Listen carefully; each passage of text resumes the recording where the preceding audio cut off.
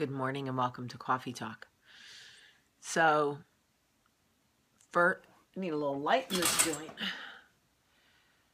First and foremost, I want to say thank you to everybody who thought about Charlie yesterday. I was in the middle of some sort of emotional breakdown, dealing with great disappointment when Michael called me and said Charlie slipped on the ladder at the pool and hit her eye, and I think she needs stitches. So immediately, there's perspective if you need it. Luckily, she didn't need stitches. She's fine. She's much tougher than I am. I was a wreck. She was like back in the pool eating pizza, swimming with a butterfly band-aid over her eye, like, Mom, I'm fine. But thank you for loving her the way you do. I mean, it really is amazing how many of you love her like she's your own. All my kids and me, which is amazing, which is my next thank you. Thank you to everybody who gave me the old chin up, girl, yesterday. Yesterday was tough. I'm not going to lie.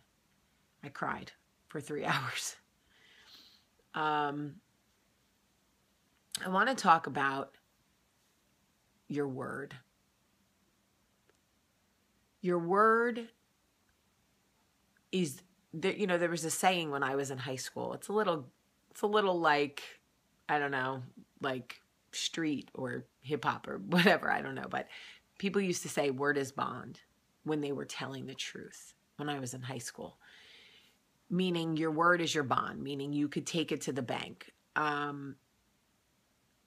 We don't live in that world anymore.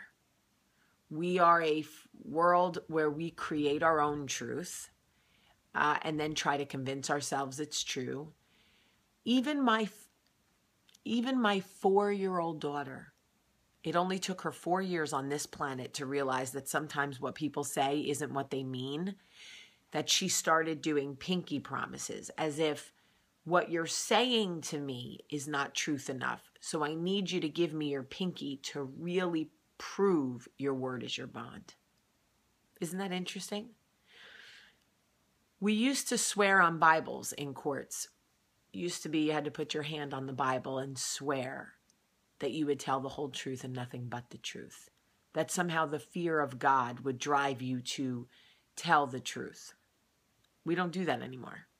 Now, perjury is what drives the hope that you will tell the whole truth and nothing but the truth when you go to court.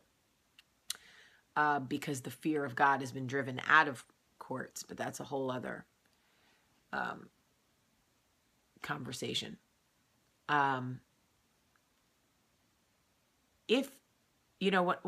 I was young, and my dad, he died when I was 17, but when I was in high school, my father told me, always let your word mean more than what is written on a piece of paper. And I never really got that, because at 15, who's writing anything on a piece of paper that means anything other than, do you like me? Check yes or no. Remember those? But now that I'm 38 and I'm in business doing deals, and working really hard on things, when people give me their word, I take it. I take it as bond. I take it to the bank. I take it at face value, whatever you want to say. And when their word means nothing, it is hard. It's hard to swallow. It is hard because you want to go, but you told me this is what we were doing. So now, how is that not what we're doing? And, my lawyers and my agents, those people that push these things through and whatever, they remind you that in Hollywood or in life, until the ink is dry, nothing is bond. And you go, really? Like, that is how we live now.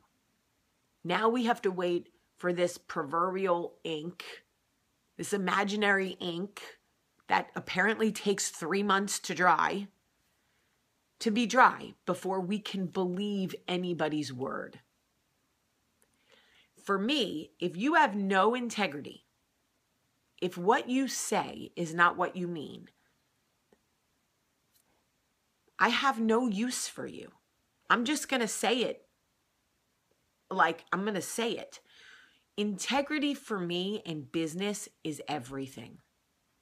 I take people at their word. When they say to me, Jamie, we are going to get this done. Now I understand things happen. I get it. Okay, I understand things happen. Then when you give your word, say, here are the obstacles I have.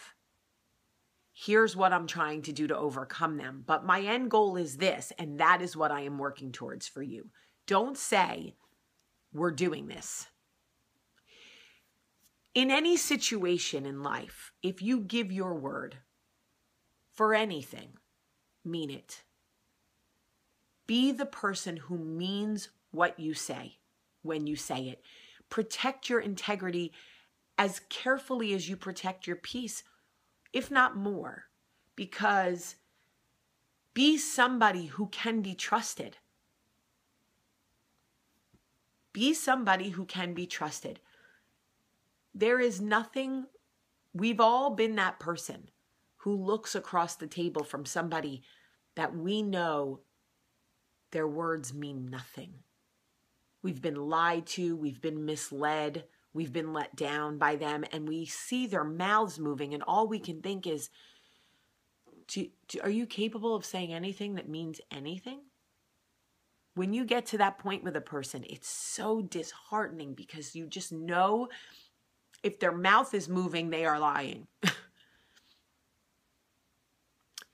I work with the magazine now, as you know, with Good Grit, and we were working with a photographer before I came on board. And when I came on board, they came to me and said, there's this photographer and we really like her, but she took a picture for us for the cover of the magazine. And in the interim, she sold almost the exact same picture to another magazine. I said, I don't know, what are we discussing?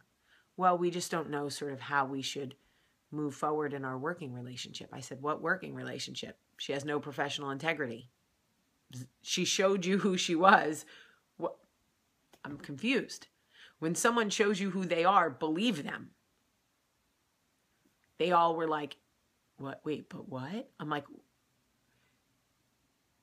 I don't understand. Like, we've become so accustomed to big corporate America lying to us. I actually met somebody who worked in the tobacco industry after my father died when I was older. And I said, boy, you guys sure waited till the last minute to let people know that smoking caused cancer. And he said, well, we didn't really know for sure.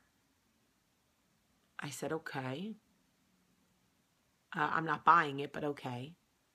And he said, but you know, Americans are free to make the choices they want to make. And, you know, what did people think inhaling smoke into their lungs, which were meant to inhale oxygen, and purify it, would do?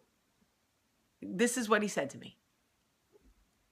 And I thought, wow, okay. I guess you're right. I mean, I guess there's some validity to that. I'm sure my father should have known better. But when he started smoking and he was a kid, you know, in Brooklyn, they didn't know. I don't know. I digress because I'm frustrated. Anyway, let your word be your bond. Be somebody who stands by their word.